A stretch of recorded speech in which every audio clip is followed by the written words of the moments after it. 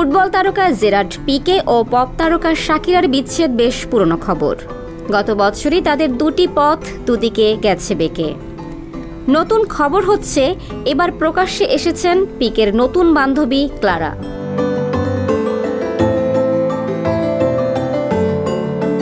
তেইশ বছর বয়সী ক্লারা চিয়া মার্টি সাবেক বার্সেলোনা তারকা পিকের বান্ধবী।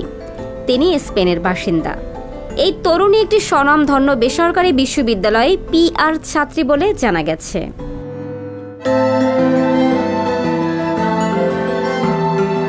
ক্লারা কসমস পিকের ক্রীড়া এবং বিনোদন প্রযোজনা সংস্থায় কাজ করেন এবং ইভেন্ট আয়োজনে সহায়তা করেন। এখান থেকেই তাদের অন্তরঙ্গতার শুরু। একাধিক সূত্রের মতে ক্লারার বাবা একজন আইনজীবী। তিনি ধনী পরিবার থেকে এসেছেন।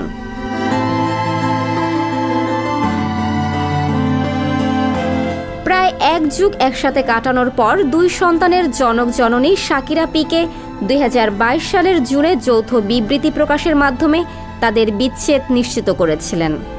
একটি সূত্রে দাবি করা হয়েছে, সাবেক তারকা দম্পতি একটি চুক্তিতে সম্মত হয়েছিলেন যে তারা বিচ্ছেদের পরে প্রথম বছরে তাদের নতুন পার্টনারের সঙ্গে জনসমক্ষে উপস্থিত হবেন না।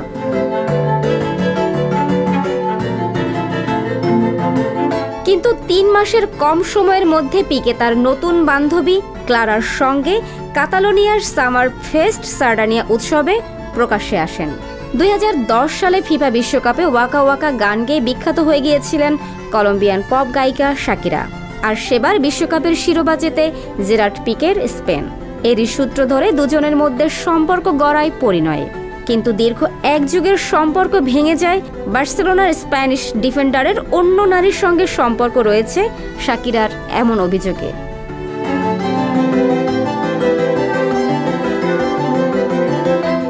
সংবাদ, ফিচার ও অনুষ্ঠানের জন্য ভিজিট করুন সংবাদ প্রকাশের ওয়েবসাইট এবং যুক্ত থাকুন ফেসবুক পেজ ও ইউটিউব চ্যানেলের সঙ্গে।